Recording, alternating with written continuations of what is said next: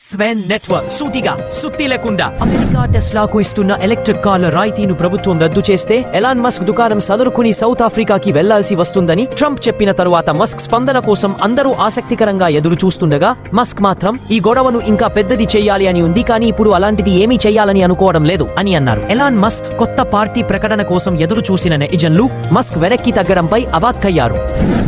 భారత్ రష్యాతో జరుపుతున్న ముడి చమురు దిగుమతుల వ్యవహారంపై గుర్రుగా ఉన్న అమెరికా ఎట్టకేలకు తన అసహనాన్ని బయటపెట్టింది. భారత్ రష్యాతో ఈ వాణిజ్య దూకుడి కొనసాగిస్తే అమెరికా భారత్ నుంచి వచ్చే దిగుమతులపై 500% సుంకాలు విధిస్తుందని, ఈ ప్రపోజల్ కు ట్రంప్ కూడా సానుకూలంగా ఉన్నారు అని అమెరికన్ రిపబ్లికన్ సెనేటర్ లిండ్సే వెల్లడించారు. 500% tariffs on anybody who buys his oil or gas or petrochemicals.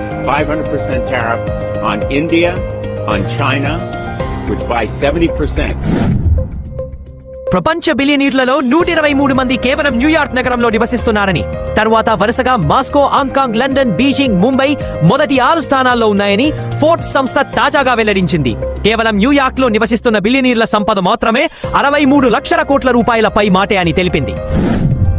ఉత్తీర్ణత శాతం పెంపు, మెరుగైన విద్య దిశగా ఆంధ్రప్రదేశ్ పాఠశాల విద్యాశాఖ చేస్తున్న కసరత్తులో భాగంగా ప్రభుత్వ స్కూల్స్ లో నేటి నుంచి 10వ తరగతి విద్యార్థులకు సాయంత్రం 4 నుంచి 5 గంటల వరకు స్టడీ అవర్స్ నిర్వహిస్తుంది. ఈ స్టడీ అవర్స్ మండల స్థాయి అధికారులు పర్యవేక్షించన్నారు. ఆగస్టు 14న రిలీజ్ కానున్న junior NTR, Hrithik Roshan lead roles లో నటిస్తున్న పాన్ ఇండియా చిత్రం వార్ 2 తెలుగు హక్కులను సితారా ఎంటర్టైన్మెంట్స్ 80 కోట్ల రూపాయలకు దక్కించుకుందని సంస్థ అధిపతి నిర్మాత నాగవంశీ మీడియాతో పంచుకున్నారు. ఎన్నికలకు కొన్నాళ్లుగా అంతర్జాతీయంగా చర్చలేపిన ట్రంప్ బిగ్ బ్యూటిఫుల్ బిల్లుకు అమెరికా సెనేట్ ఆమోదం తెలిపింది. మొదట టై అయిన ఈ బిల్లు ఉపాధ్యక్షుడు జేడీ వాన్స్ ఓటుతో గెలుపు సాధించింది. మోదీ సర్కారు గుడ్ అండ్ సింపుల్ టాక్స్ గా చెప్పుకొచ్చిన జీఎస్టీ చాలా కష్టతరమి రాహుల్ ఎద్దేవా చేశారు. జీఎస్టీ కేవలం సంపన్నులకు, కార్పొరేట్లకు మేలు చేసేదిగా ఉంది అని, చిన్న ఎంఎస్ఎంఈల దగ్గర జీఎస్టీ వసూళ్ల విషయంలో ప్రభుత్వం కఠినంగా వ్యవహరించడంతో సుమారు 18 లక్షల సంస్థలు మూతపడ్డాయని రాహుల్ గాంధీ అన్నారు. గుజరాత్ ప్రజలు గత 30 ఏళ్లుగా బీజేపీతో విసిగిపోయారని, అందుకే గుజరాత్ విశ్వధార ఉప ఎన్నికల్లో బీజేపీ అభ్యర్థి కిరీట్ పటేల్ పై ఆప్ అభ్యర్థి ఇటాలియా గోపాల్ సుమారు 17,000 ఓట్ల మెజారిటీతో గెలుపు సాధించారని ఆమ్ ఆద్మీ పార్టీ కన్వీనర్ అరవింద్ కేజ్రీవాల్ అన్నారు.